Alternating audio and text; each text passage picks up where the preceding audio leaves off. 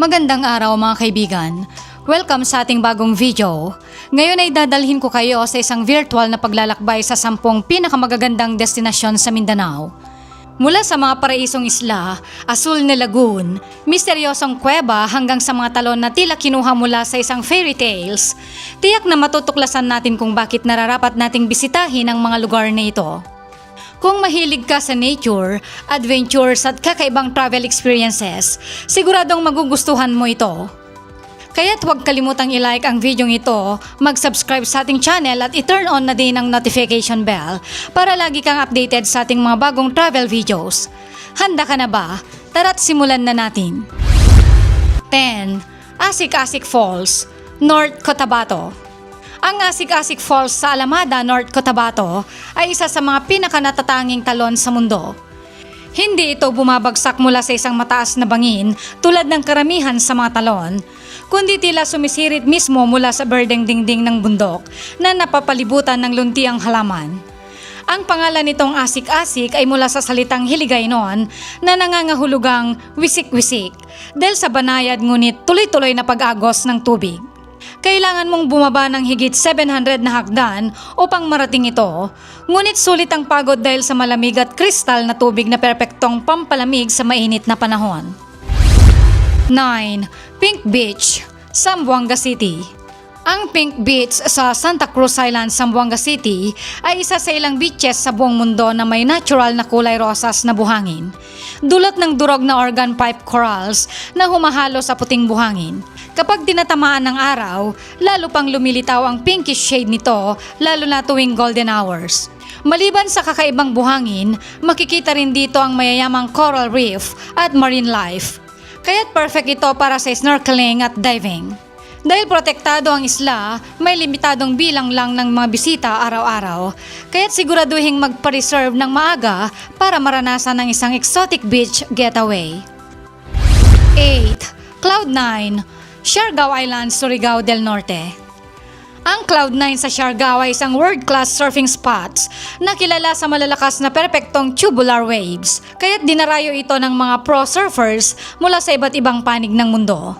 Kung beginner ka pa lang, maraming surf schools sa paligid na nagtuturo kung paano sumakay sa alon. Bukod sa surfing, marami pang pwedeng gawin sa Siargao tulad ng island hopping sa Daco, Guam at Naked Island, pagbisita sa Sugba Lagoon at pag-explore sa secret beaches at cave pools. Isa rin ito sa mga pinakamahusay na lugar para sa sunset viewing, kaya't siguradong sulit ang iyong pagbisita.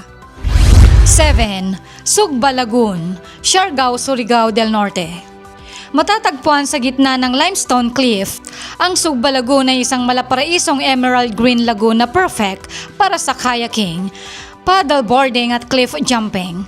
Isa sa pinakasikat na spot dito ang wooden diving board na nakaharap sa lagoon, kung saan pwedeng tumalon diretso sa malinaw na tubig. Para sa mas relaxed na experience, maaari kang mag-rent ng bamboo raft at maglayag sa paligid habang ninanamnam ang katahimikan ng lugar. Ang Sugba Lagoon ay perpekto para sa mga gustong makatakas sa ingay ng lungsod at maranasan ng isang tahimik at nakakabighaning kalikasan. 6. Sohoton Cove, Bukas Grande, Surigao del Norte. Ang Sohoton Cove ay isang mystical na destinasyon na matatagpuan sa Bukas Grande Island. Para makapasok dito ay kailangang dumaan sa isang natural tunnel na lumilitaw lamang tuwing low tide. Sa loob ay matatagpuan ang Blue-Green Lagoon, limestone formations at kuweba na puno ng stalactites at stalagmites. Isa sa pinaka-highlight nito ay ang Jellyfish Sanctuary, kung saan makakakita ka ng daan-daang non-stinging jellyfish na lumulutang sa malinaw na tubig. Isang bihirang likas na kababalaghan sa mundo. 5. Enchanted River, Hinatuan, Surigao del Sur. Isa sa mga pinakakilalang likas na yaman sa Mindanao, ang Enchanted River ay isang misteryosong ilog na may hindi pangkaraniwang asul at turquoise na tubig. Maraming alamat ang bumabalot dito kabilang ang paniniwalang may mga engkanto o diwata na nagbabantay sa ilog. Sa kabila ng maraming pagsisiyasat, nananatiling misteryo ang tunay na lalim at pinagmulan ng tubig nito. Ang isa sa mga pinaka-inaabangang pangyayari dito ay ang fish feeding ceremony, kung saan biglang lumilitaw ang malalaking isda mula sa kailaliman ng tubig tuwing pinapakain sila. Hindi basta-basta maaring lumangoy kung saan-saan dito kaibigan, ngunit may itinilagang lugar para sa mga nais magpalamig at maranasan ang hiwaga ng Enchanted River. 4.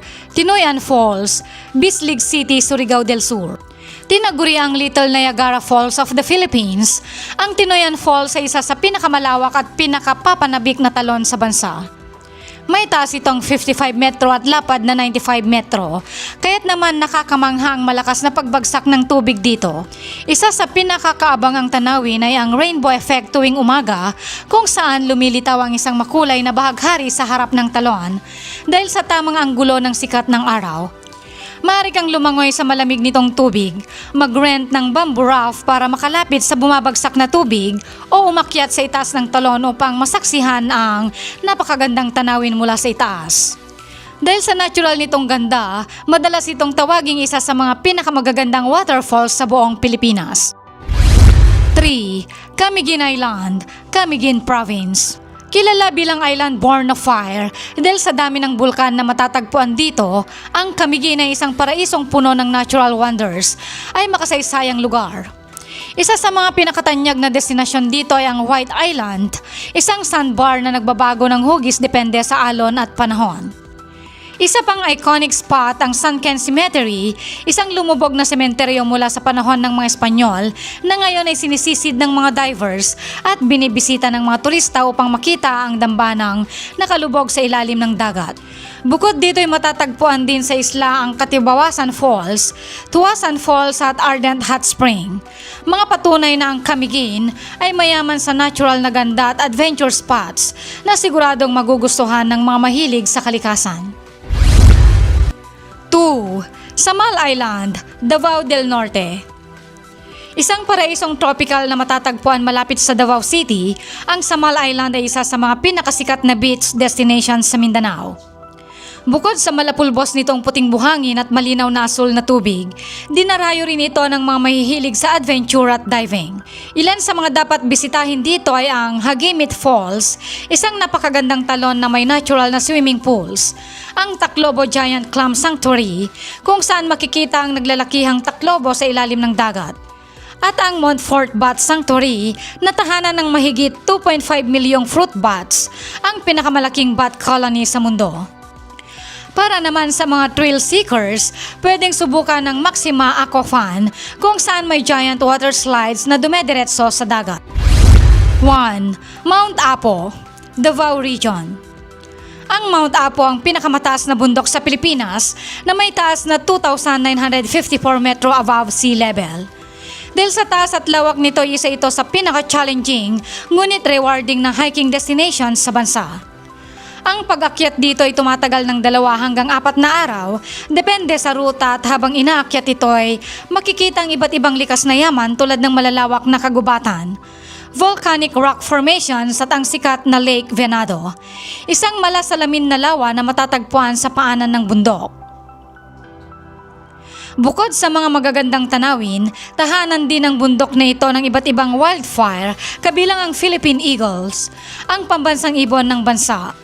Para sa mga seryosong mountaineers, ang pag-akyat sa Mount Apo ay isang pangarap at ultimate adventure na dapat maranasan kahit isang beses lang sa buhay. At dyan na nagtatapos ang ating Mindanao Travel Guide. Napakaraming magagandang destinasyon na naghihintay sa iyo kaibigan, mula sa mahiwagang ilog at malalawak na talon hanggang sa mapuputi at pinkish na buhangin ng mga isla at ang pinakamataas na bundok sa bansa. Alin sa mga ito ang gusto mong puntahan? I-comment lang sa ibaba at ibahagi ang iyong travel goals. Huwag kalimutang i-like ang video, mag-subscribe sa ating channel at i-share na din ito sa iyong mga kaibigan upang mas maraming tao pa ang makadiskubre ng ganda ng Mindanao. Muli, maraming salamat sa panonood kaibigan. Hanggang sa susunod pa nating travel adventure.